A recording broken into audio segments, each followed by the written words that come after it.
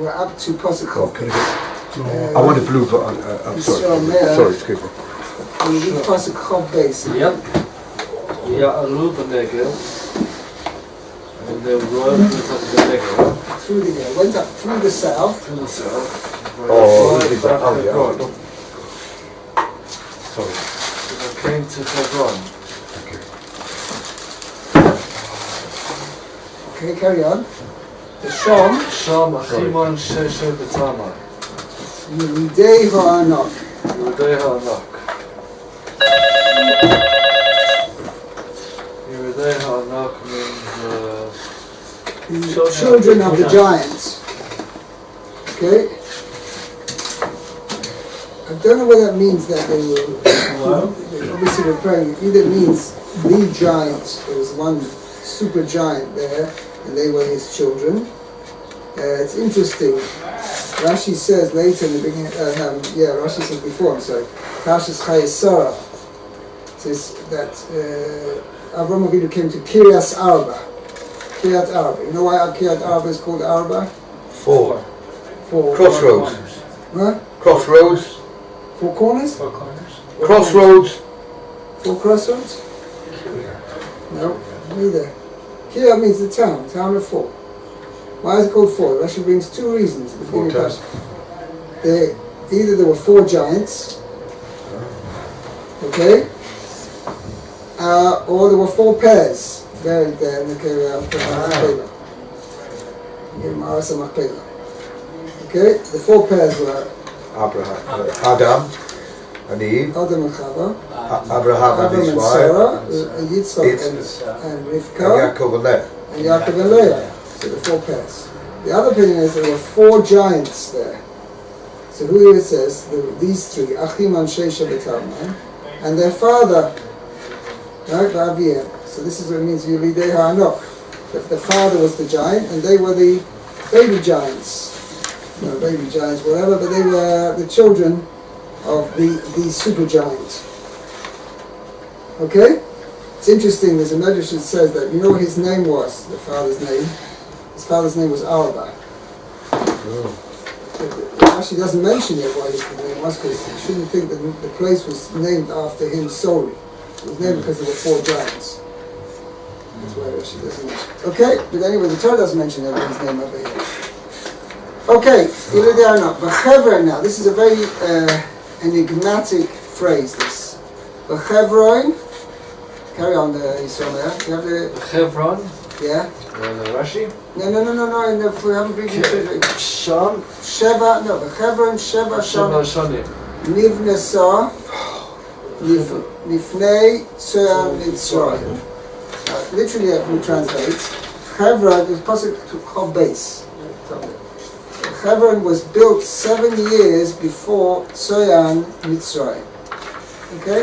Tzoyan of Egypt. And the Targum translates the Tzoyan to Tones. I don't know whether that, we haven't got our Egyptian expert here today, Steve. I don't know what this... Kitzur, Rashi is going to explain, this was a very fertile place in Egypt. Okay, but it sounds like the city of Hebron was built 7 years before the town of Tzoyan in Mitzrayim. Okay?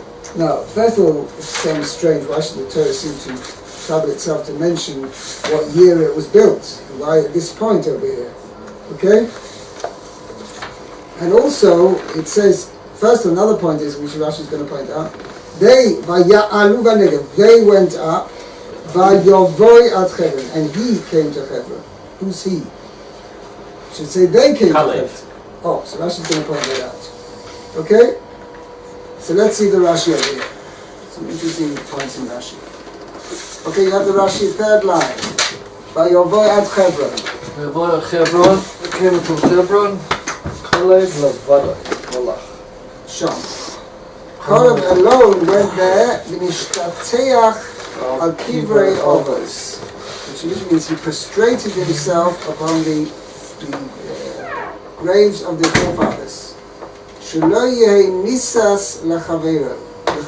He shouldn't be, what should you say, enticed by his fellow spies. To be with them in their scheme. And simply it says, so therefore you can understand, for that reason it says, to him I will give the land where he walked. Which means he trod. Right now, and then it says, they gave Kalev received Hebron as a special portion of as an inheritance, as a possession in the land of Israel. So that belonged specifically to Kalev. So why did he receive Hebron? Because he alone was the one who went there to spy it out.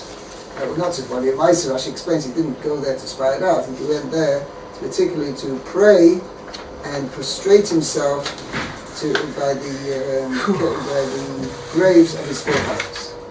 It's interesting, this is the first, and don't admit me, the only time we find in Tanakh that somebody went specifically to pray at a grave of somebody else, or went to, was that we find that a grave of forefathers, in this particular case, of somebody great, is a special place where to daven. By the way, one should be careful when one goes to, say, Marsa Machpelah or other places, the graves of tzaddikim. One does not pray to the tzaddik.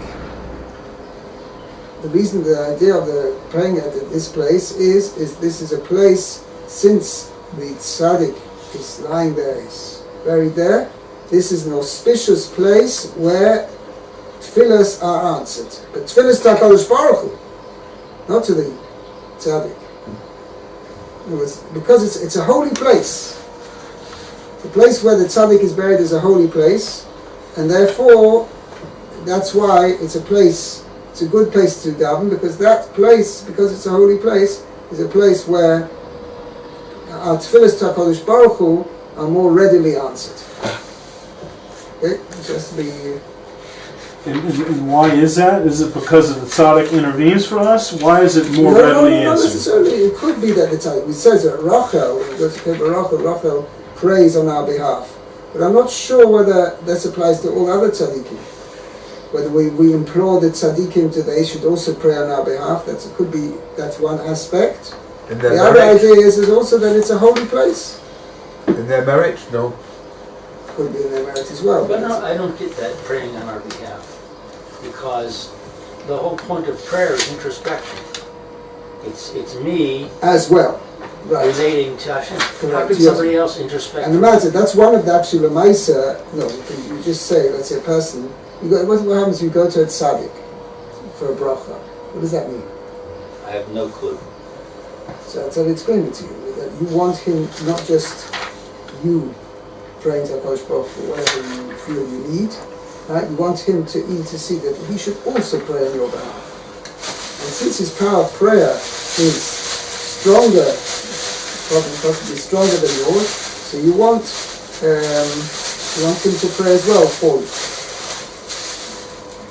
Let's say the person is sick, right? And he needs a refuah. So he prays to HaKodesh Baruch Hu directly. There's no thing, and it's one of the 13 articles of faith. Ani ma'amim ma'ashlema shakosh shabeis baruch shemo loy levado roy lispalo ve'en roy lispalo lezulosei. Loy levado roy lispalo. Only to him is it worthy to pray. Ein lispalo loy lispalo, and we don't pray to anybody else, any other medium. Right. We don't pray to tzaddikim. We don't pray to any other medium, somebody to a malach or something like that. Our prayers are directly to HaKodesh Baruch Hu. We've got a direct line to HaKodesh Baruch Hu. Any tefillah. The idea of davening to tzaddik, that the tzaddik should also daven on your behalf. Right? And the tzaddik has, because of his closeness to HaKodesh Baruch Hu, his total absorption in Avodas Hashem, learning Torah, and davening or whatever, this tzaddik has, his tefillah may have a stronger effect than our own. Therefore we ask that the tzaddik should also pray on our behalf. That is what's going to a tzaddik. It means that the tzaddik should also pray on your behalf.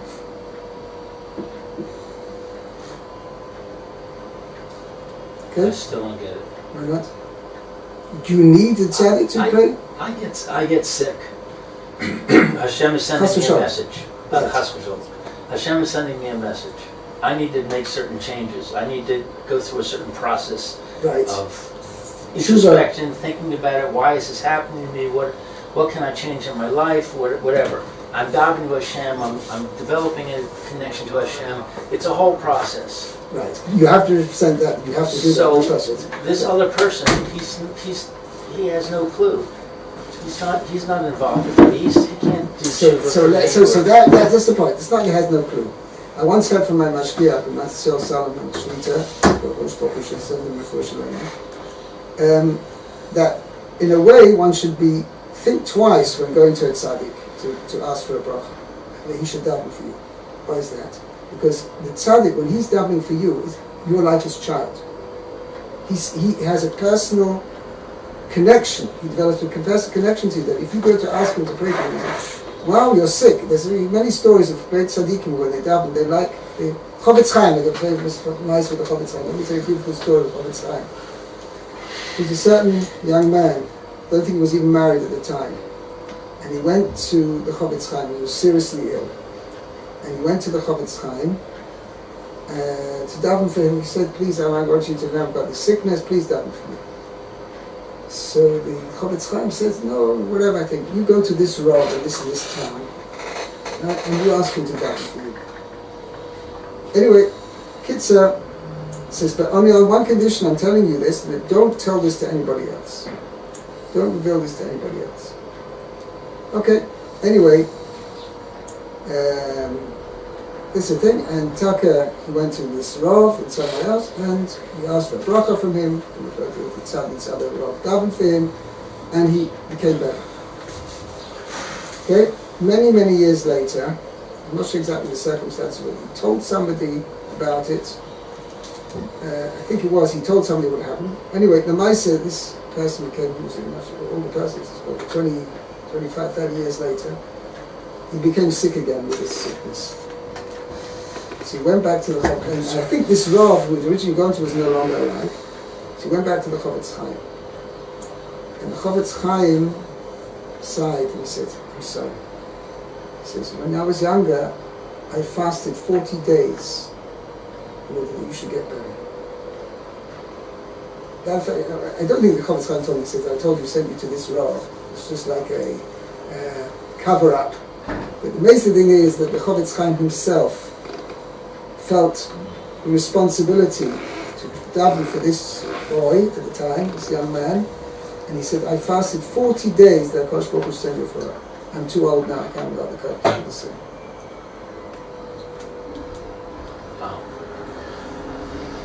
That means the Chofetz Chaim, when the Chofetz Chaim would daven for somebody, it wasn't just, what's your name? It was a serious davening and a serious thing. He took it personally.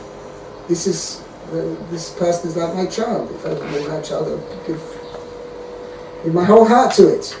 Chofetz Chaim, to everybody who came to him to daven, Chofetz Chaim gave it all, how should you say it? His all, right, to daven for that person. Okay, so that's part of the thing. So, but either way, the tzaddik has a stronger koyach hatfilah than necessarily any person, the lay person. But as you say, Louis, that does not replace the person himself davening. And not only that, Chazal say that the person the sick person himself, if he himself davens, then that prayer has a tremendous power. Right? As we learned that from Yishmael. Yishmael, when he was sent away from Avram's house, he was dying of thirst. Okay, it says he cried out to Hashem. It says that the HaKodesh Baruch Hu heard the voice of the child, of the boy, Ba'asher Hu Shama, as he was there. Chazal learned out from there that the prayer of the sick person himself, there's nothing stronger than that. And, as you said, mentioned before, obviously, HaKodesh Baruch Hu sends a sickness to somebody. It's not just HaKodesh Baruch Hu wants his prayer, he wants also introspection and tshuva. and repentance, whatever misdeeds this person may have. So therefore, and then one doesn't, how should you say? They're not mutually exclusive. Exactly. You One gotta doesn't have exclude both. the other. Yeah. It needs both of them. Yes, Yaakov, what do you want to say? Well, my Scheinberg, I approached him for a bracha, something like you said in a way. And I think, from what I remember, he said... This is the father. Yeah. It's funny, But it's something like, you know, I can't, it's not Torah Hadama, you know, you've got to do it yourself, basically. That's what he told me. A few big rabbis, some say, pray yourself, it's more effective than me giving the bracha. Then I've had brachas from any of the great people. One great tzaddik in Manchester, it wasn't working, I wanted to have Parnassah. It was a tzaddik, you know, when he was written the book here. Yeah. He was a great tzaddik. And it looks as though whatever Hashem wants will happen. Then I went to the Lubavitch rabbi, but unfortunately he had a stroke. But you do know of people prime ministers of Israel, people, and they all come out true. Then I've been to the one in Tel Aviv, the big rabbi in Tel Aviv. Not totally worked out. He asked him a situation. One of the greats, they were of our generation. Rabbi Shach. I went to Rabbi Shach. I've been to them all, not all, I've been to a few. Then my Sephardim were very much into Rabbi getting brachot. And unfortunately he had a child who had an oxygen problem when she was born, and they gave her too much oxygen and she came a bit retarded. And every time he came to Israel, he lived in Israel and went to Mexico. And because of this situation, you know, he wanted to have a shidduch for his daughter, we thought, you know, maybe she'd get better. He went to also Abu Hetzer, went to him, but that was the nephew. He already died. I mean, Abu Hetzer was the greatest. He used to give you arak, and he used to say that, you know, may this woman be pregnant, she'd blow me in a year's time. I mean, it does happen. It does happen. But like the top says, it's all to do with you as well, making the brachot. It's got to connect. 100%. Sometimes it does. Right. But he went everywhere. He's been everywhere. Every Sunday keep he's got. He's been to. And then you go to Rabbanim, they look at you and say, I know what you've come for. You want to do well in your exams, or you want to improve your... Sometimes the people, these guys can look at you and know what you come for. How's that? And it comes true. Okay, and the way they talk to you, and the way you come in, and the way you looked, they know you're having trouble with something, and they know are you having trouble with something? They know. How do you explain that? They just know from your conversation. A perception. A perception. It's just, but some say, oh, it's a kidology. You know, so you've got to be wary and know what's on. Okay. And I've been to about 5, the greatest guys. So I don't know if they work, you know, but they work in something else. Maybe you don't get a panasah, but you get children who are clever who are making a panasah. So when they grow old, you know, it's not handed on a plate. You don't know how it's going to turn out. That's for sure. It's not handed on a plate, and there's no such thing as There's a free lunch. Right, yeah, that's right. Yeah, exactly. Right? That's what's so annoying. You know, you want to. Okay, but the main thing is the person has to. Oh yeah, that's got a lot to do with it. Yeah, it's got to do. Okay, let's continue. Go down to thing. Okay. What are we now? Sorry, now, Matt. Oh, where's it? Somewhere coming back? Yeah, sure. Okay, fine. We're in the middle of the Rashi. What number is it, please? Chapter Pasuk 22. 22. Okay, now this Rashi. Sheva nivnes shonim nivnes. Okay. Now this Rashi is. Somebody can give me a good explanation of this Rashi. I'll reward them. Financially. Whatever. This is a Rashi which I failed to understand. I'll tell you straight out. Let's read. Sheva Shalim Nivnesa. The pasuk says that Hebron was built 7 years before Tzoyan Mitzrayim. Okay. Now, my major question is on the beginning part of the Rashi. So he says, Efsha shebana Chom es Hebron V'Knan Benoi HaKoten Koidem Sheyivne Tzoyan LeMitzrayim Benoi HaGodol. Is it possible that Cham, who was the father of Canaan, right, and the father of Mitzrayim, okay, is it possible that Ham would build a city of Hebron for Canaan, his son, the younger son, before he built Tzoyan for Mitzrayim, his older son? Now, I should continue? yeah, now bear with me. Can you explain what exactly Rashi means over here? Where does Rashi get it from that Ham built these two towns? Maybe Canaan built one Hebron and Mitzrayim built Tzoyan. Where does Rashi get it from that Ham, the father, built Hebron for Canaan, his son, and Tzoyan, and he built Tzoyan for Mitzrayim, his son? Why is Ham doing the building of the cities? And besides that, maybe he wasn't Canaan and Mitzrayim themselves. If I may ask you, I'm not sure how familiar you are with the history of America, but how many cities in America were built by the Pilgrim Fathers? Were they? I don't know. Were any? No. I don't know if any. I mean, maybe New Amsterdam, no? Which is now New York. Okay? Or Providence, Did they go to Virginia? Rhode Island. I don't know that they did any heavy lifting.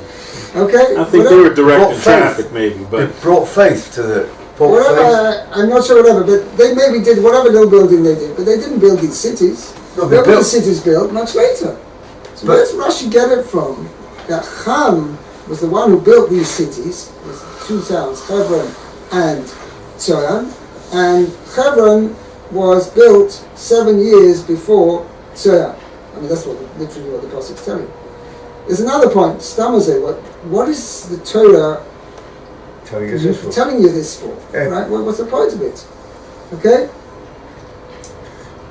Well, according to Rashi's explanation, Rashi's going to means that the pasuk is not to be understood literally, but it means it was 7 times better built, shall we say, than that Hebron was 7 times as better than Tzoyan, right? Then there is somewhat to be understood why the Torah is telling us over here, because we're telling us the praise of Eretz Yisrael, that even Hebron, which was like the least fertile area of Eretz Yisrael, that in itself was 7 times more fertile than Tzoyan, which was one of the most fertile places in Egypt. So then I can understand, according to Rashi's explanation, that what's Rashi going on? Ham building cities. I mean, I go through English history. I mean, even William the Conqueror, who's maybe the founder of the modern monarchy of England. He wasn't one. He wasn't the founding fathers of the English people. He came along in what was it, the year 1000 or something like that. 1066, right? Correct, and all that. Yeah. It's telling you topology. It's just about the land, about nothing about. Anyway, so where does Rashi get this from? I'm still bothered that for many years. This thing. Where does Rashi get this whole thing that Ham? So if you understand it literally it means that Ham built a city for his son Canaan and a city for his son Mitzrayim. And the question is, it can't be that it was that way, because you should first build a city for his son Mitzrayim, and afterwards for his son Canaan. Well, the word F sharp, doesn't that mean it is possible? No, this is a rhetorical question.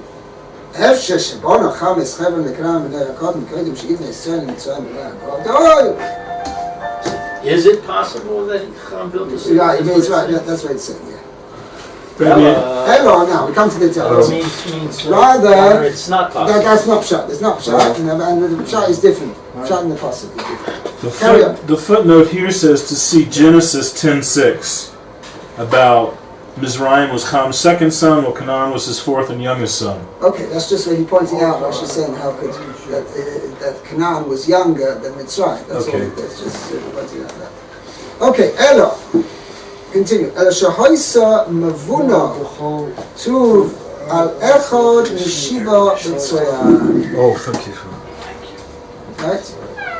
It was built up, cultivated, right? With all goodness, right?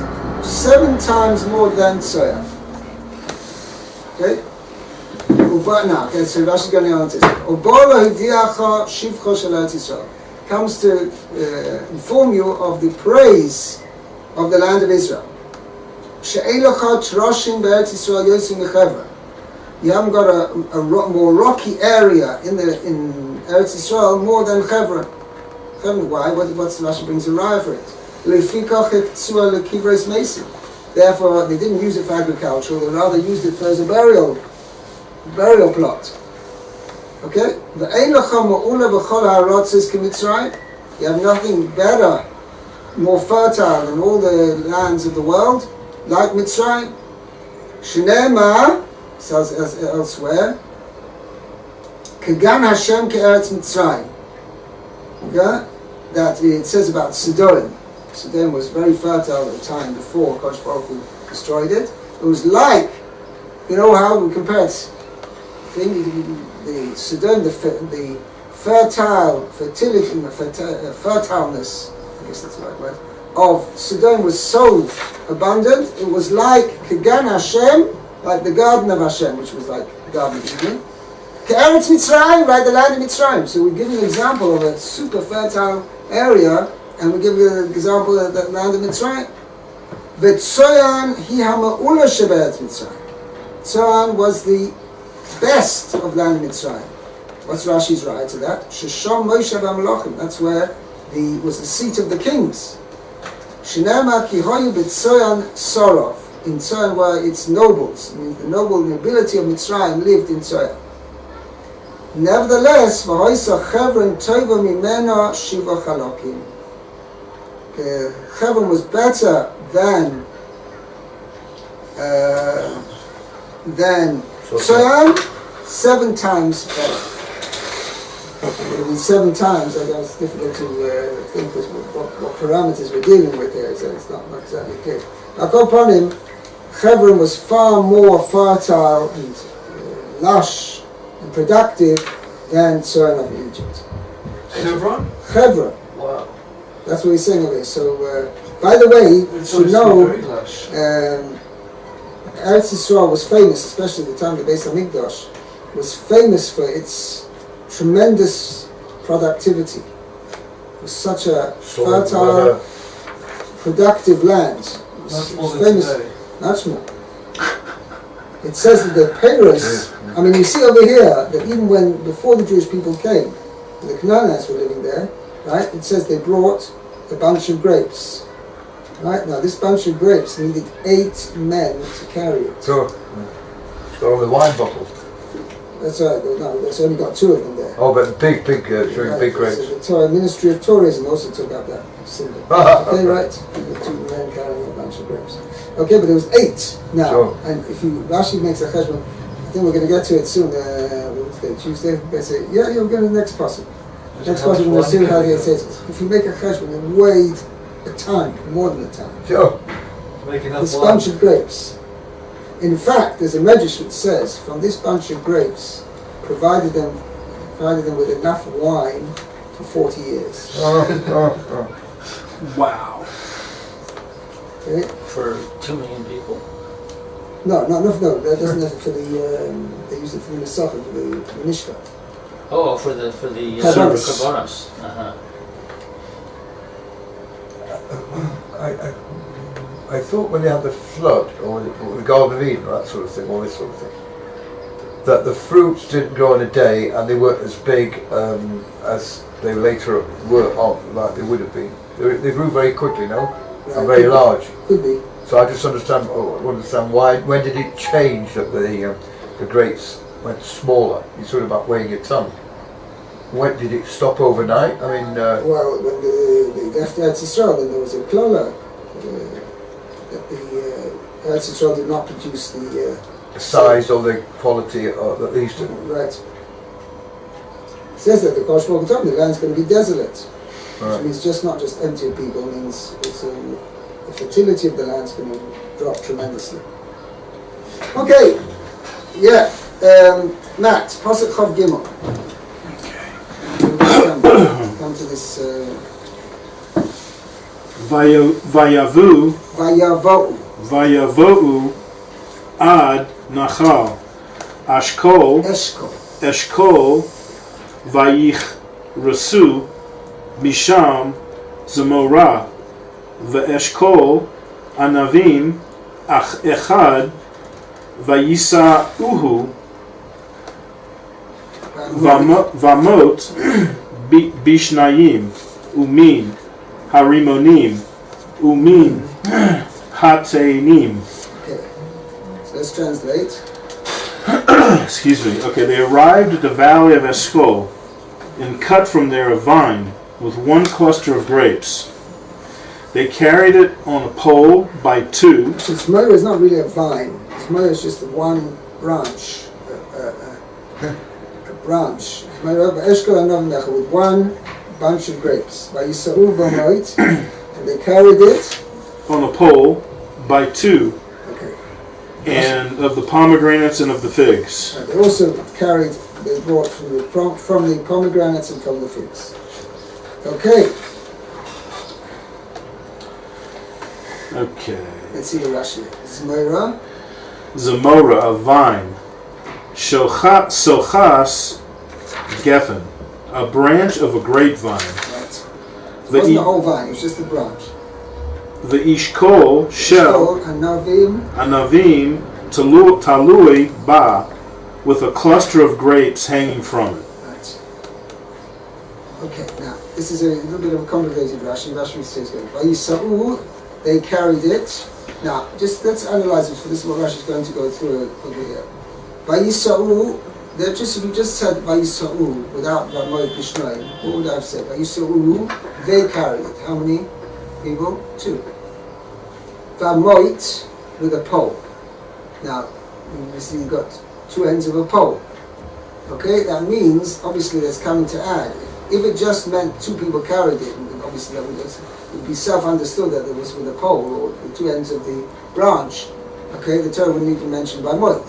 So that actually saying Vamoit implies that there were two at either end carrying this pole. Bishnoim, right, with two, but that's not what you just said. Right? You said they carried it, Vamoit with a pole. Bishnoim, what's Bishnoim? That implies there were two poles. And we just said before, Vamoit, carrying it with a moit means that two people at each end of the pole. So, if there are two poles, that means one pole has two at one and two at the other, and the second pole also has two at one and two at the other. That means you got a total of 8. So 8 people carried it. This is what Rashi is going to explain now. Okay? Okay. Mimashma, Right. Yeshiva make Bishnai. Mimashma. Shne'emar, from the implication of that which has been said, Vayisa'uhu Vamot, and they carried it on a pole. Eini Yodea, and Do I not know? am I not aware, Right. Shehu Bishnayim, that it is carried by two people? Right. So obviously, if it says they carried it on a pole on a pole, obviously it means two people carried it, right? So what is Ma Talmud Loi Ma Bishnayim? Carry on. What is the Torah telling us? Okay. Why does the Torah say by two? Bishnei Motos. It means it was carried by two poles, not by two people. Right. Ha Ketzad. How was this done? Shemona Natlu Eshkol. 8 of the spies took a cluster. Echad Carry this cluster. This Echad. Natal Te'ena. One took a fig. The Echad Rimon. One took a pomegranate. Yehoshua the Chalev Lo Natlu Kalum. Joshua and Caleb did not take anything. Lefi Shekol Atzmam, for with the spies' entire being. In other words, it's a little bit too literal. they had means the whole intention, the spies' entire intention was just to bring the fruit. No, lahoitzi diba. This covenant. Oh, they only brought it to disparage. To use it as a tool to prove to the people that this is the land is a How bad it land. is. Okay. Hoitzidibo, to speak slanderously, to utter slander about Eretz Yisrael. Okay? Kashem Shapirya Meshuneh. Just as its fruit is unusual in its size, Kach Ama Meshuneh, so are its people unusual. V'im Chafetz. Now, Rashi says that's what. Now, Rashi says now, Im Chafetz Ator Leida. If you want to know, Kama Masui Echod Mehem.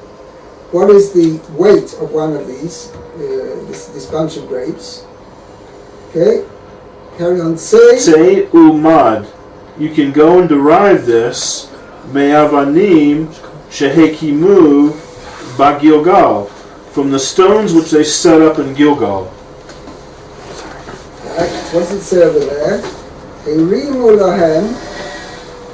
They lifted for themselves each individual. Even Achas. Right, one stone. Min HaYarden, from the Jordan. Al Shichmon, on his shoulder. Just because we're nearing 20 fingers. I'm going to read the thing. Kimu Bagilgal. And they set it up at Gilgal. The Shoklum Rabbi Seinu, our rabbis weighed them. Mishkal Kol Echad, Kalachas, the weight of these stones, which each person could carry, was Mem Sa, 40 Sa. Now, if you want to know how much a Sa is in present day weight, I'll give you an example. It is 432 eggs. How much is 432 eggs? One egg is around. It's really a volume measure, but it's somewhere around 80 grams. 3.5 ounces?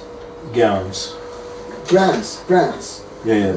80 grams. So 432 times 80. Let's work this out. 432 times 80. And to multiply that by 40. Okay. Whew. It's 1,382,400 grams. Oh. So if you take it in kilograms, 1,382 kilograms. So about a ton. Which is what you said. Yeah, it's more than a ton. Each person carried a ton. 1 second. Wow. No, that can't be. 1 second. And then we've got them to 8 of them together. Okay? We learn that something, a weight which a person can carry on his shoulders, is only a third of what 2 people can carry together. So if 8 people, what do we say? Wow. Might be somebody now. So according to this, let's say 1/3 ton is a person himself. So 2 people together can carry 3 times. That is 4 tons. 4 times 6, 16 tons. This bunch of grapes. According to this husband, Hey. this bunch of grapes weighed 16 tons. Sounds a lot, like a lot. Good. I'm not sure my calculation is right, but it's pretty close. I don't think that it would be high enough off the ground. If it was a grapevine or it was a grape cluster that weighed that much, it would probably be about 50 feet tall. I mean the actual thing. It'd be too big. And the rods. Trestle, I don't know. What about the rods? The rods, they might go. Pretty strong. You have to have pretty strong rods. Okay, guys. On this note, we'll have to stop You've got a there. long Rashi